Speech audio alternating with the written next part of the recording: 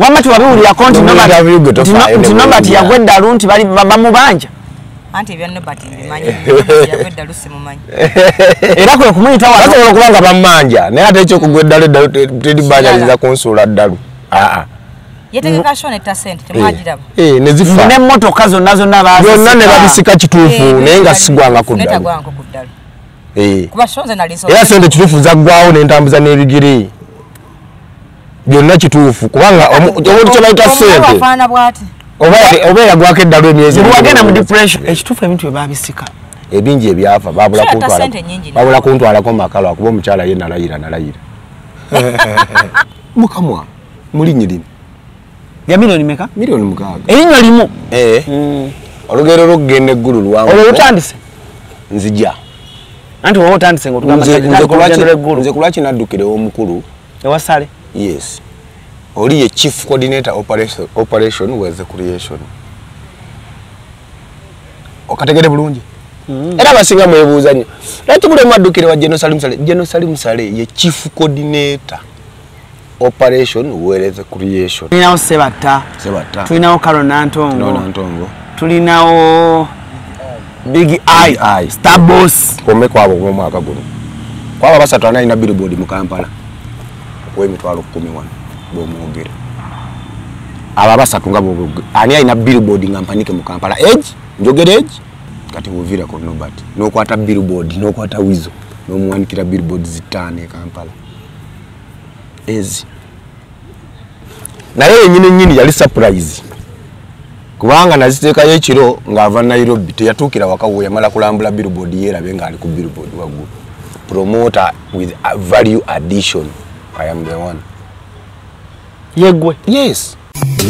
Nkwanjulira ekizimbe Yucha Heights ku Ntebe Road kuliko ekifo abaana we basanyira ekiri munda giyite indoor kibayita Yucha Kids Paradise ekifo kiri safe ate kya mulembe nnyo era buli muzannyo gw'abaana mweguli kuliko Yucha Kids Corner edduuka ly'engoye z'abaana omuli buli kalonda yenna omwana gwe yeetaaga okwambala okuva ng'akyali mu lubuto ow'olunaku olumu ayavula atengerera atambula okutuuka waakulira taata ne maama basuubira okuzaala Yucha Kids Corner ebintu byerina season eno birungi nnyo era buli mwana kye yeetaaga bakirina ate nga ku bbeeyi ensaamusaamu ekizimbe kino kiriko ne hotel gye bayita Yucha Hotel and Suites erina ruumu ez'omulembe nnyonjo ate ng'abakozi bafaayo nnyo abagole mujje mufune obulamu obupya ku Yucha Hotel tuli wano ku Entebbe Road bw'oba ova Kibuye tuli opposite Book House awali Zion Offices ate bw'oba ova Entebbe tuli Kibuye nga tonnatuuka ku mafuta ga Total kuba ku ssimu 0743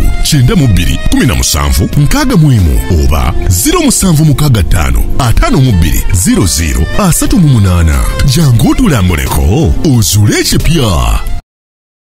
Kale kumukutu kwenyini kwe tuli Cruise Exclusive Allen Cruise gemanya nyongero banirizaako yonna gye musizidde okubanga mutulabira ensi yonna yasalawo n'egamba nti tuli ku Cruise Exclusive kwe tufuna amazima ga buli kimu ensi yonna abavubuka bonna ku TikTok Cruise Exclusive Facebook Cruise Exclusive Instagram Cruise abayimbi bonna abato n'abakulu bagamba Cruise mwana nkyazaako gwalina amaanyi g'abavubuka n'engamba yaman tukyakolera ddala ebintu byonna musajja wo mulaba mulabye yaŋŋamba wabula content yamuggwako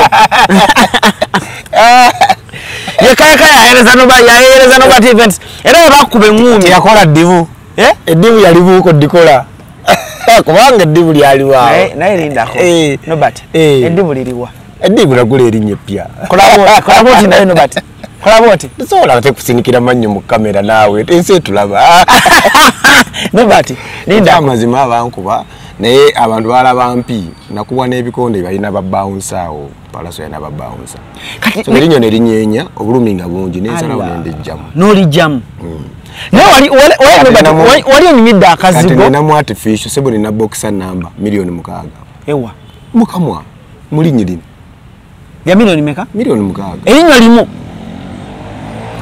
boxer number capital wa mamani mama na kitende linda ko Nobert tubere serious erinnya limu walugula milioni 6 awakana mugenda nawo liri olijje mugenda waliteramuwa wano Kampala sebo najja dwaliro ki nange namamanga gwenjagala okugulira erinyo waliwo mu kibuga wakati senana sibaga gye bayita senana njimanyi wakati mu kibuga eringa ku gundi waggulu nga ku record FM eyo nga ku spirit Sapolo Kagwa Road nga ku watoto mawano nga ku watoto eddwaliro balita mawano gendawo erinyo limu lya miliyoni 6 mawano nobati balita mawano wayita mu bulumi wenkolera dento kulikayo ate nekyenjawulo ekiriwo nako tukafuna abawagizi ba Land Cruise bakategeere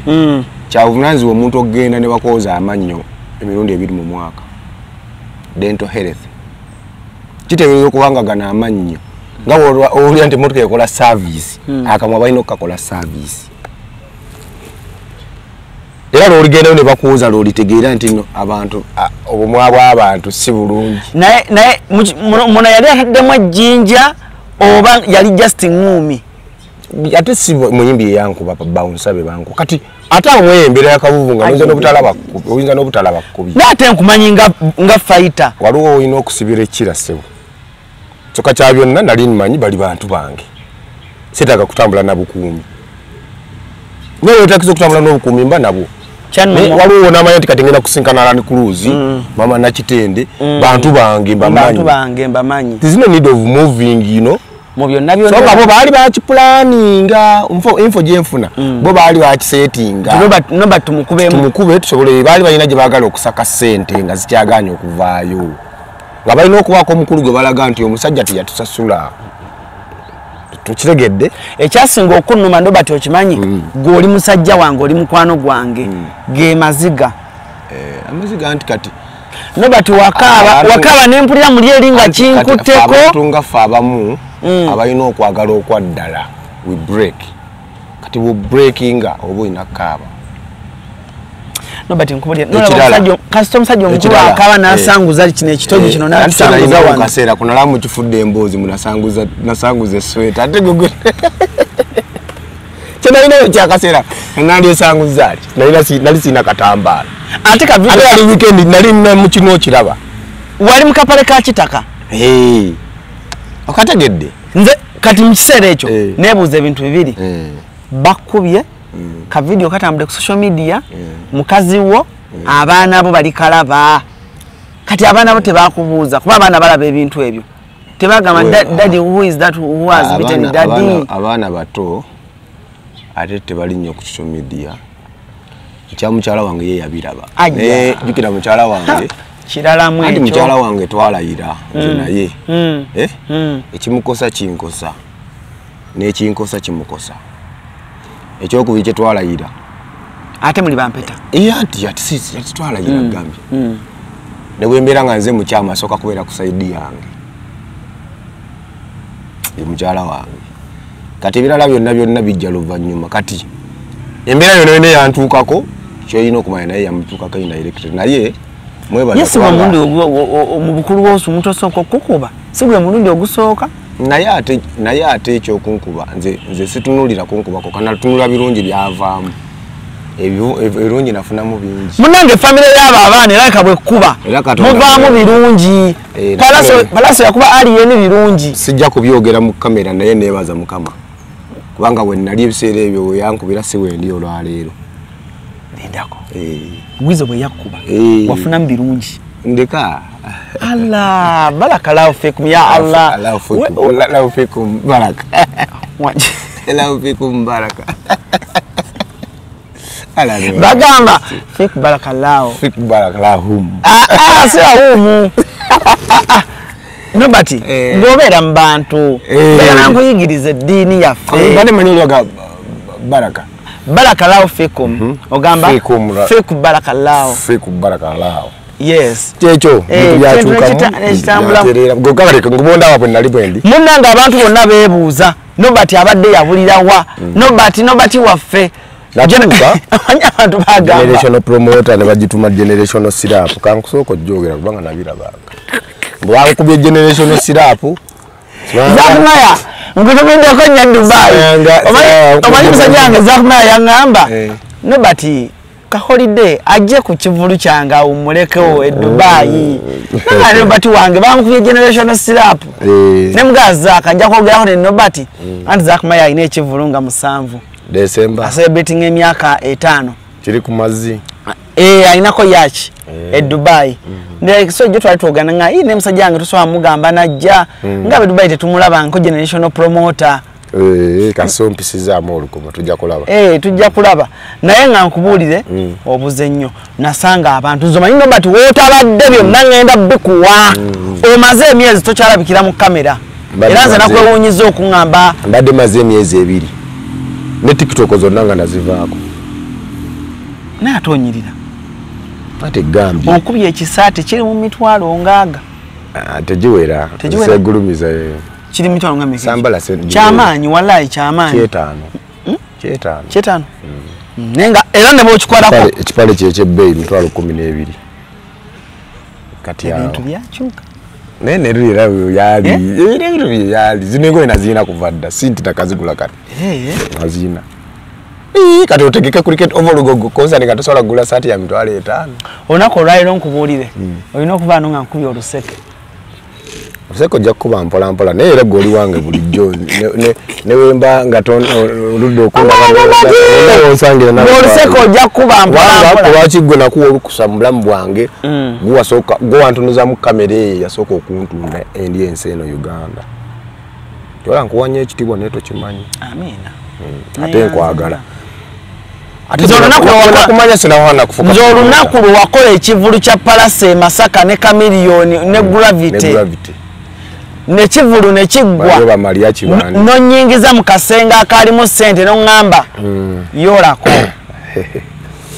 nzolunaku le namanyi omutima gwo wangamba Alan Cruz yola ku sente Ode Kampala banange olezere timu yo twalina Zakmaya twajja ne Zakmaya twajja ne Zakmaya twajja nenjola ne kala umwali watamude mukala ate era kali kazaka wali nafuna moto kabisere ebi nali nina naye nga tetuuka Masaka nga tetuuka wote yali motoka yali boda nene boxer zituuka yali kikyali kikaaki ekyo kwane zitukutuko zigenda Katonda nawe akukyusirize Katonda yebambi sitoma Nobati Katonda twali luli 221 twasisinkanira sebwe tuli leero sebo nange simu evuga ne bambuuza how is the situation there?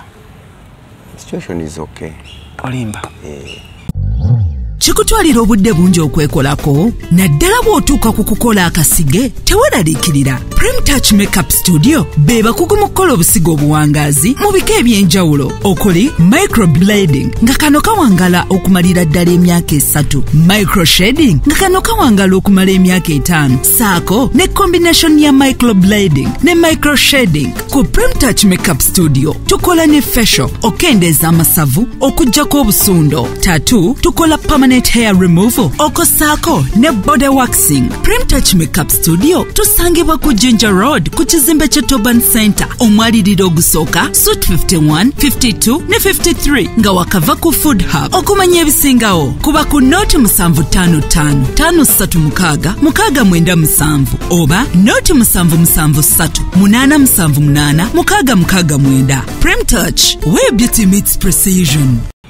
Abantu bafe bagamba ki nze wotabadde abantu boogedde ebigambo kankubudde naliko mu sauna nali mperekedde Sharifu oyo manyi Sharifu ka sauna kamunyumira nnyo agenda n'asala ku masavu kati n'ensanga eyo abantu nga bagamba Nobati bawamba emmotoka ye Nobati atambulira ku boda kati n'ebigere oluusi n'ebigere ne bagamba wagwa eddalu tocha omuntu akugamba ebintu dakiika emu 2 ng'obuuza mubadde mugamba tululirawo ne bagamba Nobati yagenda ewa Sale yagenda eggulu bamufunira akazigo mu ggulu awo wafunayo ka mobile money bwewakolayo ka kiosk eggulu kati mbwadda ku mobile money ne bagamba mbu naye onoonya ssente za musajja awo wonna osasule bakuddize emmotoka yo mbu ku kivulu kyawiza ekyo bakubanja ssente mbu era wagenda olaba nga tobisobola n'osazaamu ekivulu kya Sister Charity ngamba nedda nze omusajja owange gwe nali mmanyi nti essente ekintu ekiyitibwa essente Nobert essente temuggwako anti olaba nenaalongo kitone naye wuuyo akubanja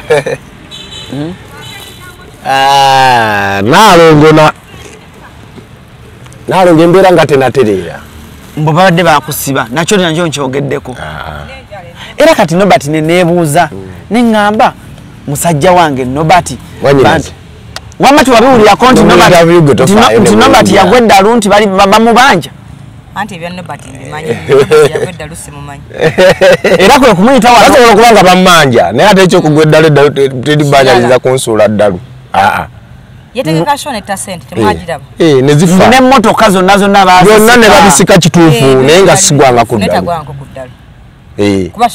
era sente kituufu zaggwawo n'entambuza n'ebigere byonna kituufu kubanga omuntu kye bayita sente oba yagwako eddalu emyezi wagenda mu depression aje nkubuuza omuntu yali akutte ku kye bayita sente amanyi kikitegeeza sente teziri permanent ng'ogyeko abalina obuyinza abalagira ne zijja zesiri ku level eragira sente zisonga mu ngalo omanya abalina sente ye muntu asongamu nti kati obuwumbi 10 bugende wali obuwumbi 10 bugende wali nze sinatuuka ku level ekituufu ebintu bye babisika ebingi ebyafa babula kuntwalako makalo akuba omukyala ye nalayira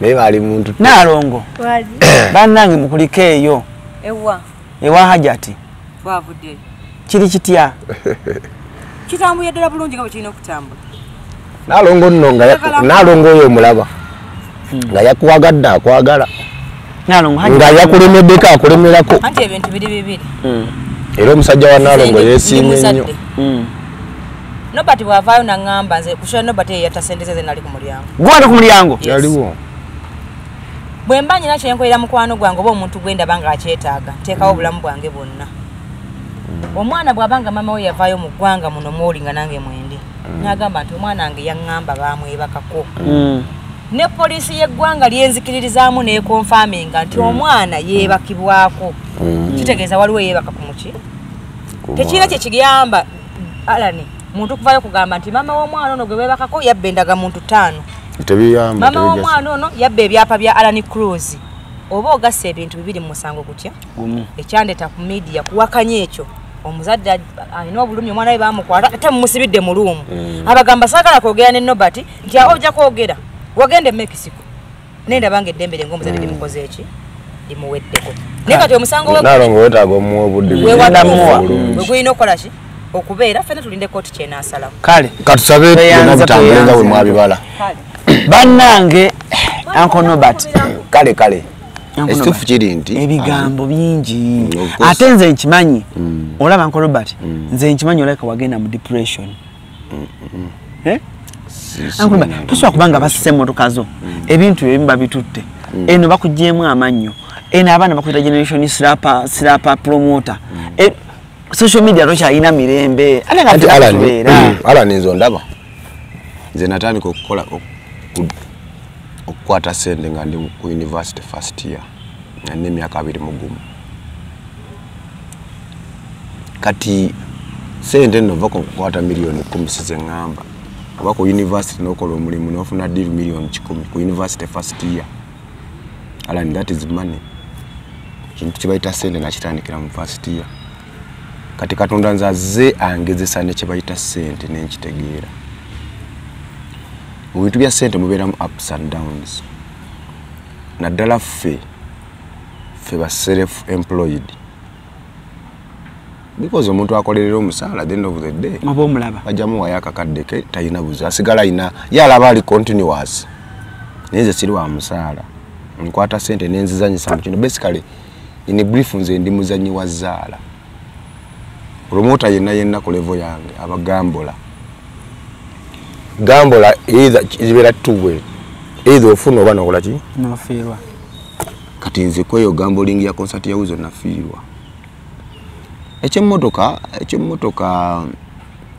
emmotoka nze nagyewerayo ng'ebyuma bagenda bizikiza wawayo emmotoka yo yes wagiwani nanyini byuma kati ndowooza byaggwa ne busimwogera mu mawulire kubanga nze mbyogere kubanga babingamba naye bagenda okwogera jeje yali owebyuma era jeje bangamba jeje ne motoka yo ne mu ebisubizo by'emmotoka twava mu concert nga manje $2.25 jeje yes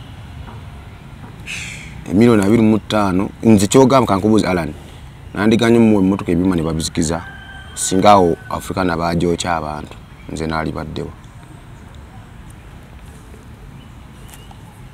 jeje kwate bisunzo by'emmotoka yiyo gitwale giparking nja kuwa sente nkera nga twesoti nze n'emiryango twava mu show nenfunako $2 nezimuwa nasigala nga mmanja yo 5 emmotoka takyagiri nakati bangambye mbu bakusonyiye busonyi nibaga no bati muleke bambi musajja yansonyiye bati ya mani asenyo wasikaddeyo ka balance ne bagamba ate era jeje kwate mulika yange mwali mu ba broker abe bali babiwanvu yenyo jeje tayina buzibu nebyaggo oyina empalana ne ba promoter banno bali banina kempalana ani yakwina empalana okusinga abamu nsikyagala kati Alani obwongo bwange bwakyuse nnyo sikyali kuleverwanira musaidi yaba promoter bokandi national wanji kati tonziza mu level za kulwana n'aba promoter bano bali olwane ne promoter abamu tebasoma abamu bagala kuddayo buzi kusoma abamu batandise kuddayo ni master's degree holder ndi ku level yakubanga njogera ku topic za gwanga damba kati oyina masala kuddayo mwabo tokimanyi bantikira nga olaba wano juice ku St. Lawrence University kati nabye sikyagala kukola ki kuddamu waliwo ensonga nyingi zitambula mu ggwanga zenyira okubeerako nga zirumirirwa eziyamba abantu oba promoter bokyabuddamu ndi promoter okyakomawo eyo ye design yange kyendi ndi promoter ekyokubiri nze ndi teri muntu ayinza kunenya promoter nti yasaza musho ya Sister Charity nze nasaza musho ya Sister Charity because yaite bigenda bulungi and it is understandable than gambling with her concert ne messinga niyo kuva mwalo na mulangirira nga muteredewo concert emikisa namugulirawo nze nina amasanyalazi ayimba shows bamugula emikolo yatandika n'okujja okuyimba e Kampala bali bamugulera bwe kimubuuze kituufu baali bamugula naye ku level ki era ku sente mmeka kati bamupankiza agenda nakuyimba tugende mu kikadde uli Rage kati agenda London ayimbira Rage buli wamu mulimu abantu nga yayina blessing eyo lwakuba ono ye yagizanyiramu ono omulalu ono yagizanyiramu era kati niwe bali bamuwadde shows nga ndi naye zibali bamubuukinzeeko ng'afuna abantu 11 kati tebakyamubuukinga ayimbawa osegedde mulimu omuntu agamba nti wayi kayina kisajjaako ate kirala Alan wabeerawo omuntu ng'alina karakita ye gye mulina oku appreciatinga Alan mbeera ne concert wano buli omu n'akinenyi mu forcing ogimanyi tokimanyi kimanyi nkola concert wano nenjibasibako byampaka olaba mbaguza wizo memories of good life neneta idea memories of good life lero lwange oluyimba e Kampala towabiraba womanyira promoter kyeki wa generation yena sawa zino tulina concert simeka ziriwo tulina mu maaso awo tulinawo Sebatta tulinawo Karo Nantongo tulinawo Big Eye Star Boss komeko abo mu mwaka guno kwaba basatu alina billboard mu Kampala w'emitwalo 11 bomwogere aba basatu nga bo ani alina billboard nga mpanike mu Kampala age njogere age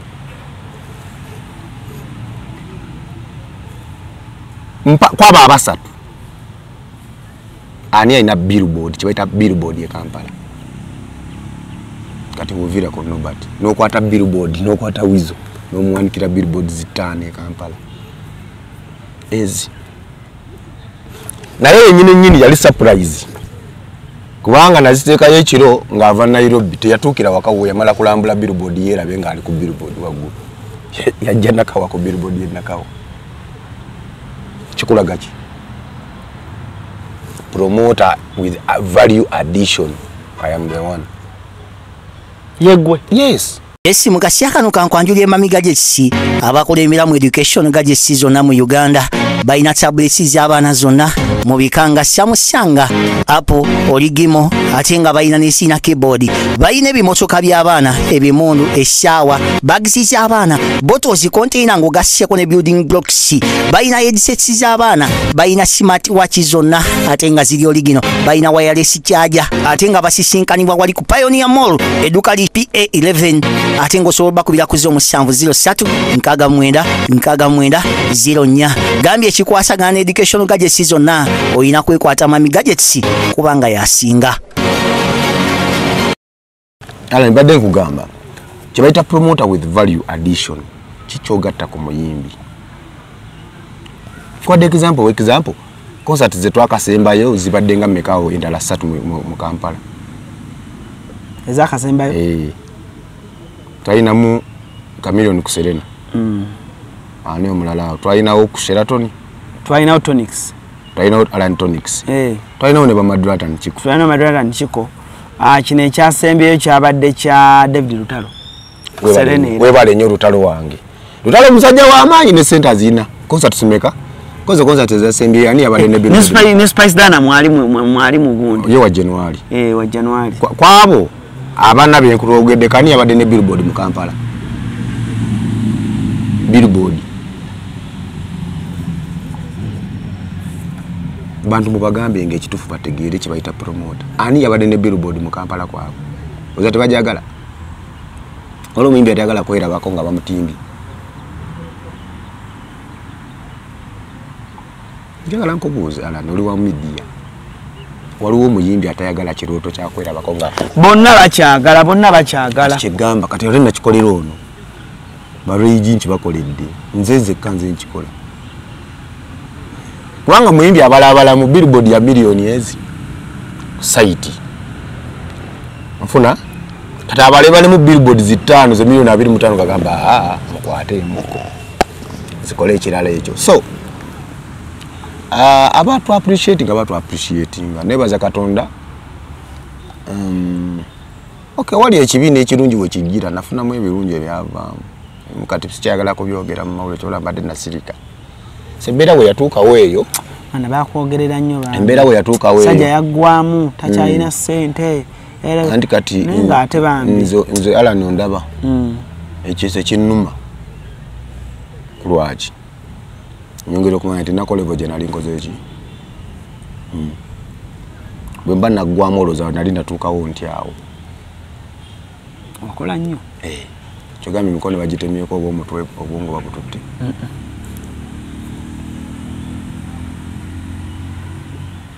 Ate ekyokubiri njagala abavubuka bannange mutegere naddala mu abali mu Butaala wano ddala abavubuka b'e Makindi omuntu okutambulira ku booda tekitegeza nti yaggwamu.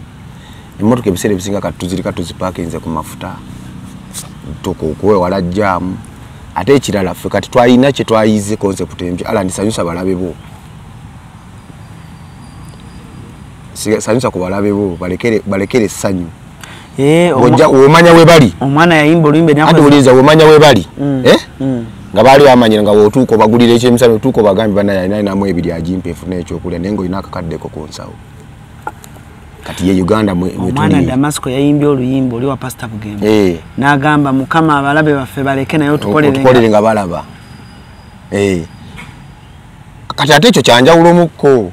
Kati yaga Katonda amugulumize balabe nze. Njagala balabe bange basigaze essanyu. Naye ng'essanyu lyabwe lya bulimba. Ala nolowooze nti ndi bubi nnyo. Sina na za kyamisana era nzije kugambe baba nfunira yettano funa ekyokulya. Nkuwa essanyu ery'obulimba kumbe nina akakadde kange ku nsawo. Okyagedde? So nga ate Damasco kyagamba alinga yagala okulumya omulabe we. Kubanga era omukolere ng'alaba era omulaba ajja kuba akulaba nti ofunye. Weba mmotoka gireke kushero bakindi wansi jangu kupaka lasite oba kupapazo oli ekyemisana ku bodo ogende demudde wali parking mmotoka yovuga ogende. Kati ate abatulaba kati kyetuli tusibeera bwe twabeeranga oba ekyemisana ngenda n'enkiri ekyengera nengenda kole famu enansa na bwentyo kyobola oli atuuka naga ndi nga wabula naye nga muoli era emirumu gyo gikola ki gyeyogerera gitambula bulungi.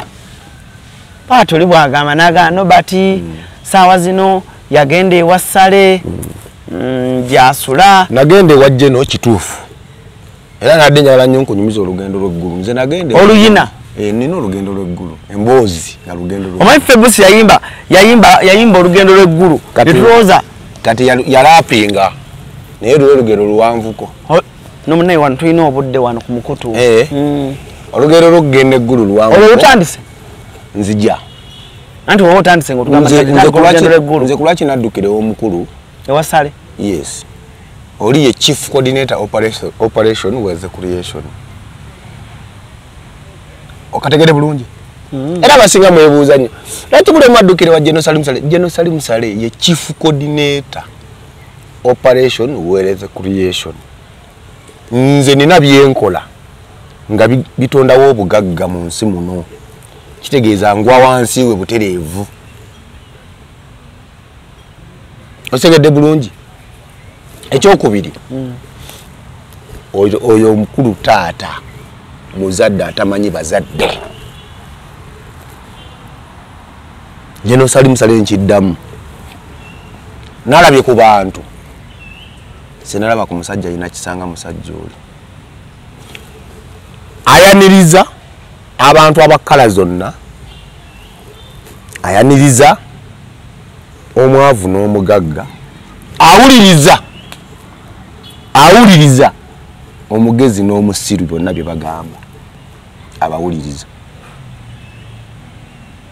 gwe gwolaba nga atategeera teyamuwa n'obudde bungi nnyo ategere kyategeeza General Salim Ssale nze okuddukira ewuwe twali tumusisinkanye nga bapromota mweyo meeting era njagala okwebaza mwami Abidex nze saayogera bingi bya twamusinkana nga nze bakankuba ennaku nga 2 mwami Abidex yagamba omusajja waffe bamukubye naye nga nekye bamukubira yeye yayamba kubanga Abidex yagamba oli abakubanga ayagala amutegeke yali alina omusasula $5,000,000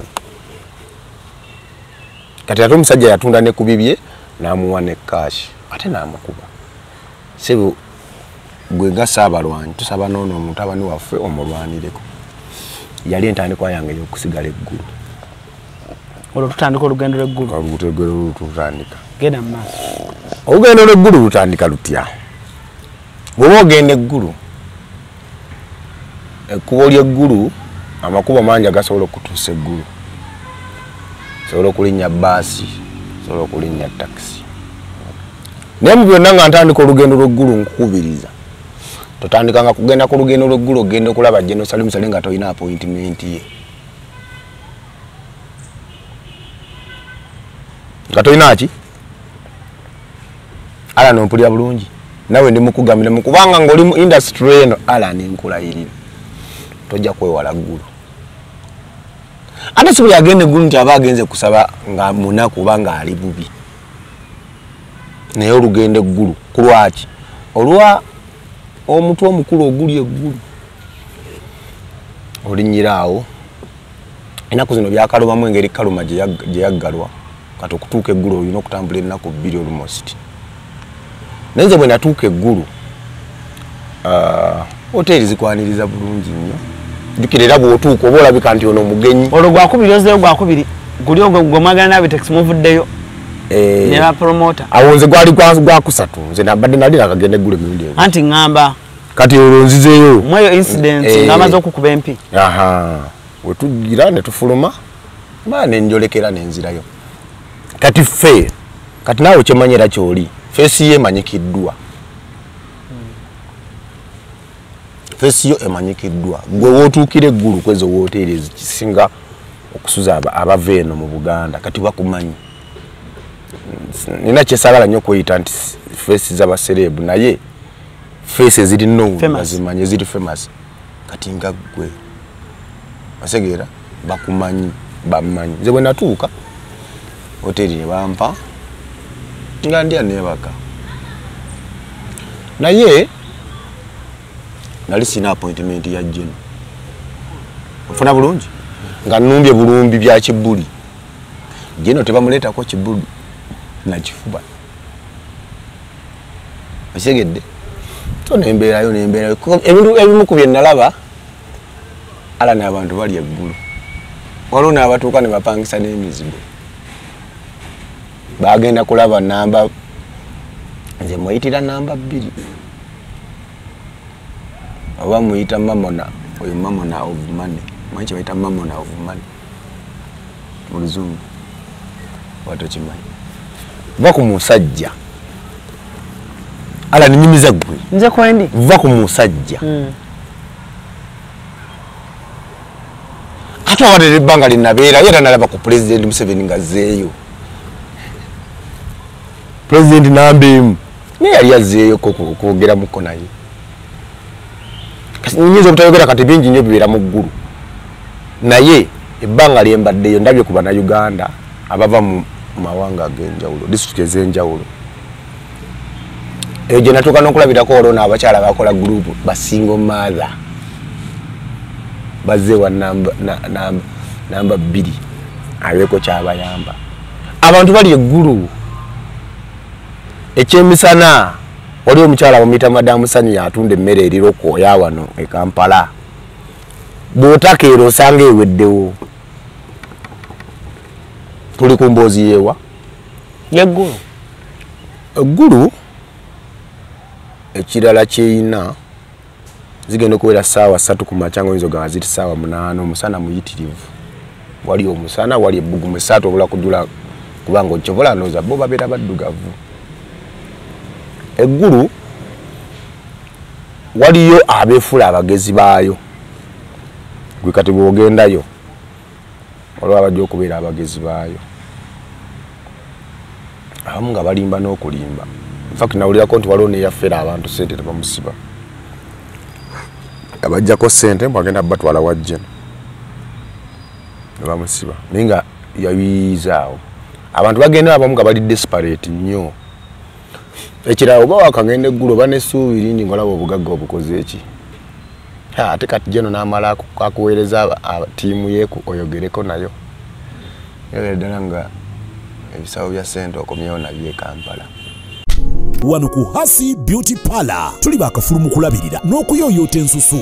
Tukola facial ne tukupepeta ka feesi ne kaweweera ng'aka bebi. Tusiba n'okkola enviiri mu buli musono so nga mu kukola pedicure ne manicure tuwekansa. Tusala enviiri mu buli musono. Ate bwe kituuka mu kukola make-up tetumanyiiyo mulala. Tuli muyenga ku Tank Hill Road okuliraana Italian Supermarket mu basement. Essimu tuli ku noti 72 682 953. Teweerabira saluuni egenda okujjayo bulungi bwo n'ekitiibwa kyo ye Hasi Beauty Parlor, a world of beauty. Naye byonna kye nayize kiri kimu nti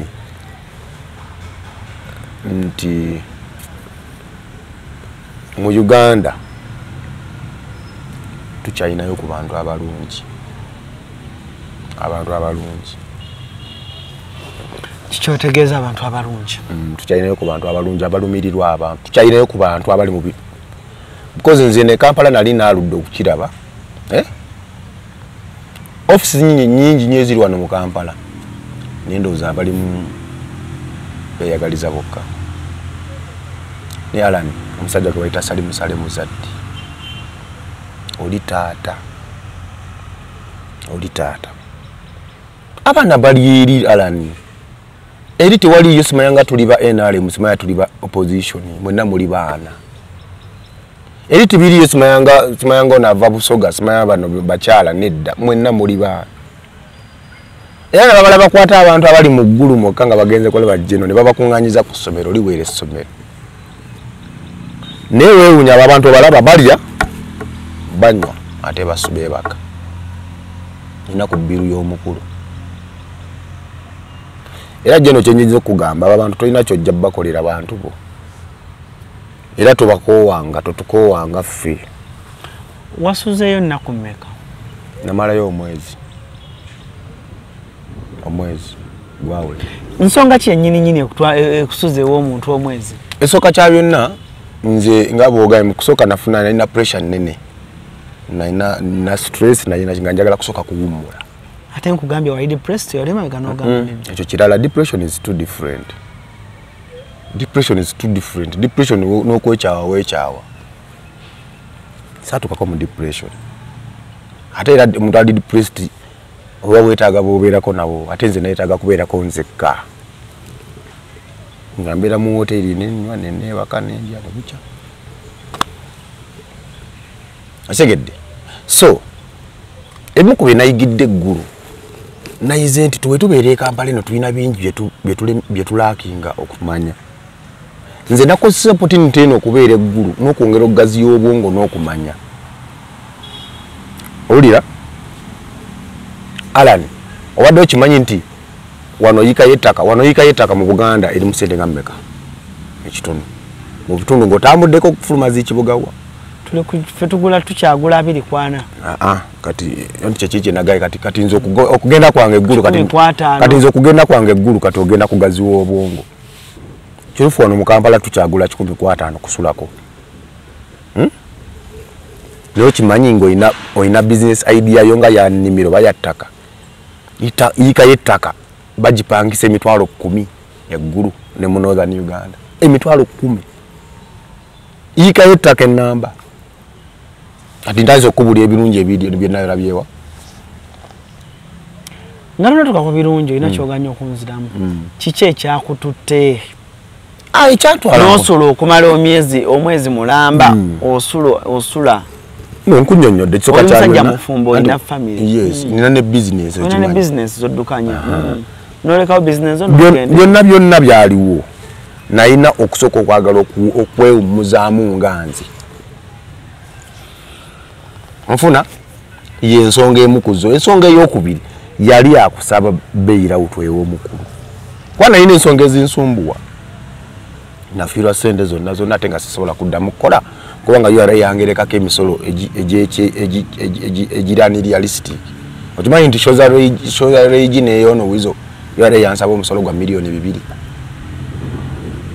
2 URA yansaba emisolo gya miliyoni 2 kati tekisoboka ekyo kiranga tojja kuddamu kukola kati ate oli taata awuliriza ate ayamba bw'omunyonya mugamu naye yadde sente zaggwawo nga sizirina newe nfuna chance enfuna nziremu okukola ate emisolo gijja kunsumbuwa ebirala binayogera naye mbasala gireeta mboozi mu kamera naye nga kyoba omanya taata ate ayamba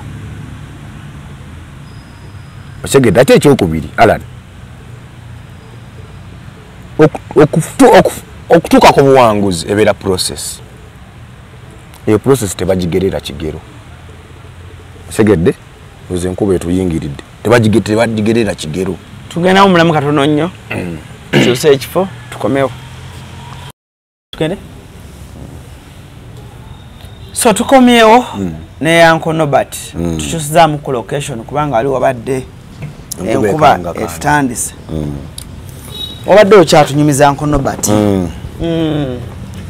munaye gwe ggulu tonalaba ku muntu yenna ayagaliza eggulu embeera ebagatta gwategeera n'alowooza nti tategeera nnyo mwena muba kyekimu natunuulira n'abaana be nasangayo nga ate eno bansaba nga muzeeyi tukolewa ku kivulu ate ekikwewuunyisa nga bafuna n'omukisa basobola n'okufuna ssente nga tonnafuna ngewa nga baloodimu ka byonna nabisanga ggulu naye ebimu ku bye nasanze eggulu nze njagala kuggyamu ebirungi bye nafunyeeyo wafunyeyo ebirungi nafunyeyo ebirungi wajja nosale musale ebimu tebyogereka mu kamera naye bye nasinze okufunamu kwe kugaziya entegeera yange n'endaba y'ebintu Alan bwebanga yikayo ettaka wano mu Buganda ogifuna neetaaga miliyoni 10 naye nga ate wali bayina empitirivu nga bakupangisa bupangisa emitwalo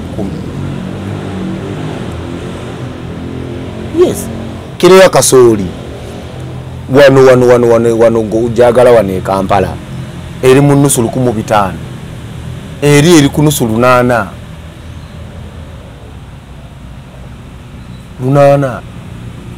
anti lwambeera abantu gye balimu no abantu balina ssente fa banoonya ssente fa banoonya ssente katate ffe tuba tulabayo opportunities endala nyingi kati gwe tulaba nti nze natuuseeyo nina mashini ya broker ya 99 ogimanyi we nagiteeka wano enakawuka ziriwo nga 8 mu kitundu kyekimu eggulu yonna nagitambuddemu enamba nga ina ekyuma eki eggulu namba ngaina ekyuma eki ekitegeeza nti nafunye eno opportunity era broker gye ngendo zikubiranga kubanga bakyazimba buzimbi kirala kye nalaba eggulu abantu baayo bagiggwamu mangu embeera y'olutalo luli yabalekamu entiisa terabeerawo obweru kiro batono basigaye nti tebabaayo naye nga okompeyalinga n'eno ngeri gye tutambuliramu eno e Kampala ne butuuka obudde bw'ekiro n'osanga emakindi wajjudde wati eri tewaba bantu baba banyusa abasinga batono nnyo abakola ekiro kyembadde naludde okugamba eggulu ebifo ebisanyukirwamu ebyenjawulo balinawo ebifo ebisanyukirwamu gwe wayagala okuva e Kampala ogenda kudigirira eggulu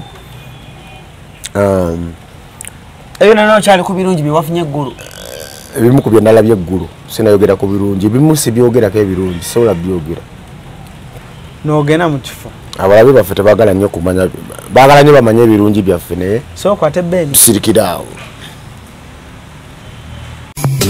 nkwanjulira ekizimbe Yucha Heights ku Ntebe Road kuliko ekifo abaana we bazannyira ekiri munda giyite indoor kibayita Yucha Kids Paradise ekifo kiri safe ate kya mulembe nnyo era buli muzannyo gw'abaana mweguli kuliko Yucha Kids Corner edduuka ly'engoye z'abaana omuli buli kalonda yenna omwana gwe yeetaaga okwambala okuva ng'akyali mu lubuto ow'olunaku olumu ayavula atengerera atambula okutuuka waakulira taata ne maama basuubira okuzaala Yucha Kids Corner ebintu byerina season eno birungi nnyo era buli mwana kye yeetaaga bakirina ate nga ku bbeeyi ensaamusaamu ekizimbe kino kiriko ne hotel gye bayita Yucha Hotel and Suites erina ruumu ez'omulembe nnyonjo ate nga abakozi bafaayo nnyo abagole mujje mufune obulamu obupya ku Yucha Hotel tuli wano ku Entebbe Road bw'oba ova Kibuye tuli opposite Book House awali Zion Offices ate bw'oba ova Entebbe tuli Kibuye nga tonnatuuka ku mafuta ga Total kuba ku ssimu 0743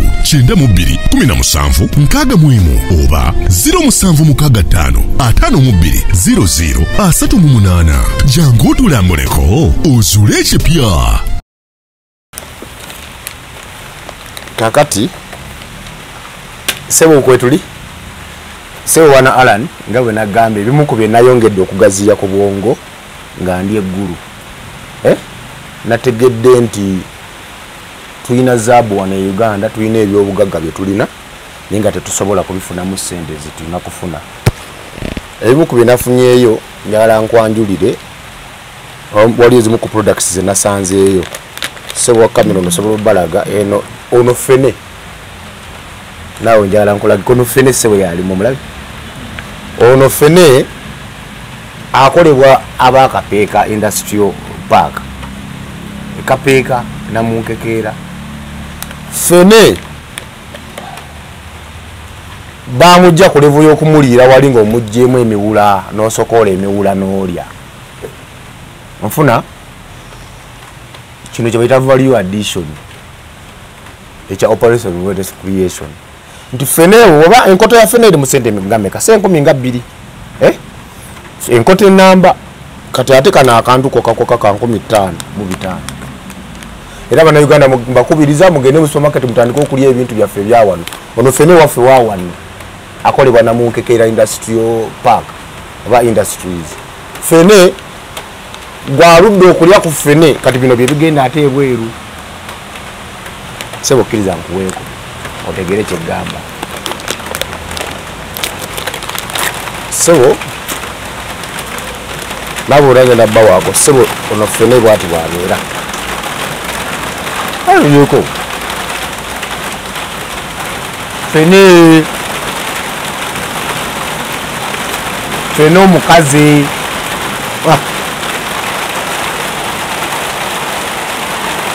yoyo 15 mumeka awangaala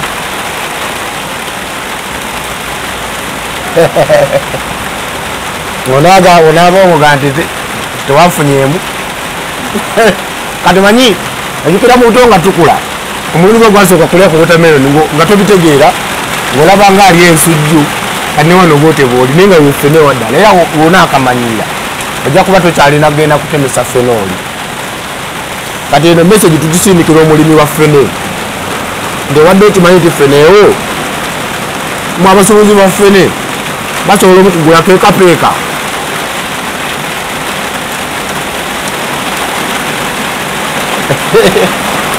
omulide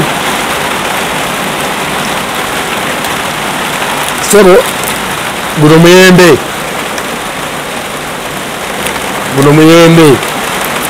naye ekyamazima nange mbadde sinagulyako naye olwagufunye naye nga guno gwe nina okuwalaninga ekirabo sebo kkiriza kukwasa ekirabo kyo mu butongole sumula tulye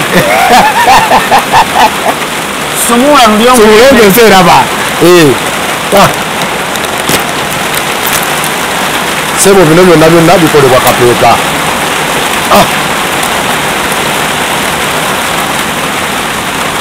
muyembe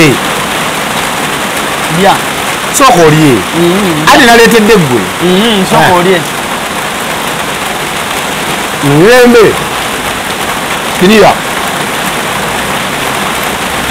kamalewo olina kamalawo olunambala 5,500 ng'okafuna mu supermarket tolinda miyembe egyo okwengerako nakuvundako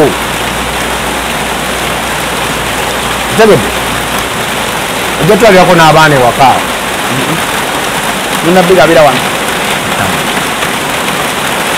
ebiza eri bamanye ti muyembe gwe gulimu gwennyini valiwaki addition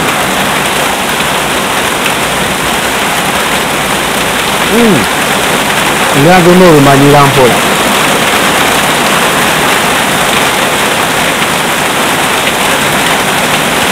ate bino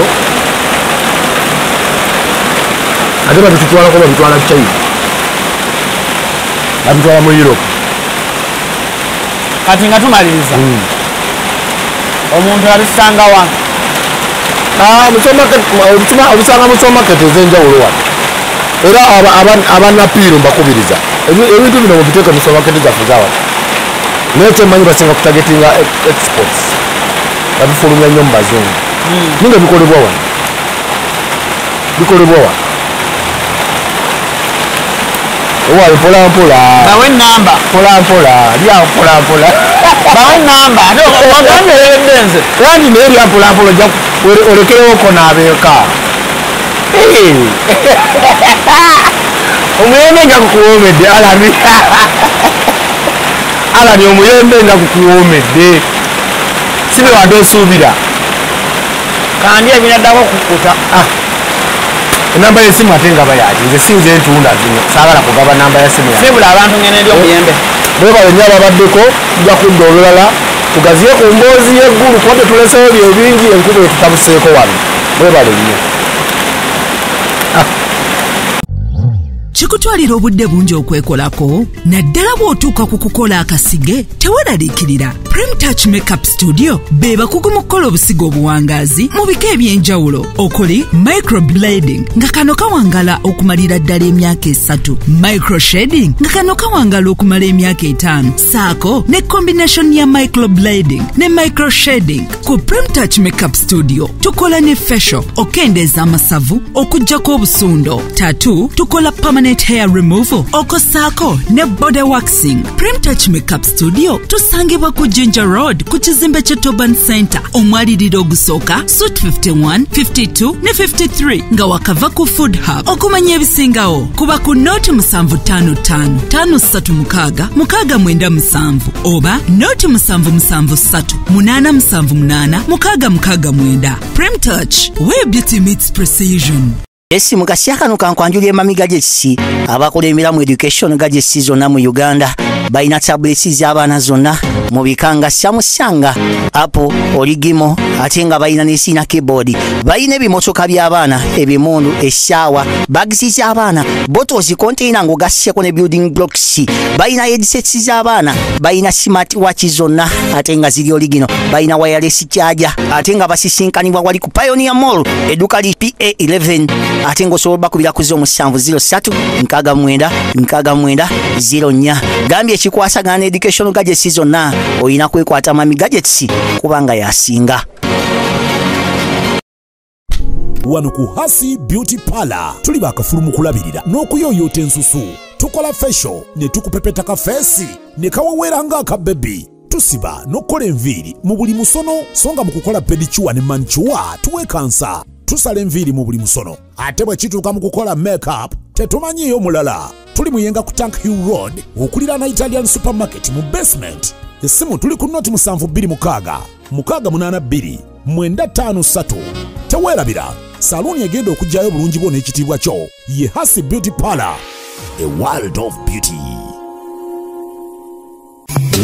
Nkwanjulira ekizimbe Yucha Heights ku Ntebe Road kuliko ekifo abaana we bazannyira ekiri munda giyite indoor kibayita Yucha Kids Paradise. Ekifo kiri safe ate kya mulembe nnyo era buli muzannyo gw'abaana mweguli. Kuliko Yucha Kids Corner, edduuka ly'engoye z'abaana omuli buli kalonda yenna omwana gwe yeetaaga okwambala okuva ng'akyali mu lubuto ow'olunaku olumu, ayavula, atengerera, atambula okutuuka w'akulira, taata ne maama basuubira okuzaala. Yucha Kids Corner ebintu by'erina season eno birungi nnyo era buli mwana kye yeetaaga bakirina ate nga ku bbeeyi ensaamusaamu. Ekizimbe kino kiriko ne hotel gye bayita Yucha Hotel and Suites. Erina room ez'omulembe nnyonjo ate nga abakozi bafaayo nnyo. Abagole mujje mufune obulamu obupya ku Yucha Hotel. Tuli wano ku Entebbe Road. Bw'oba ova Kibuye tuli opposite Book House awali Zion Offices. Ate bw'oba ova Entebbe tuli Kibuye nga tonnatuuka ku mafuta ga Total. Kuba ku ssimu 0743-97-61 oba 0765-52-00-38.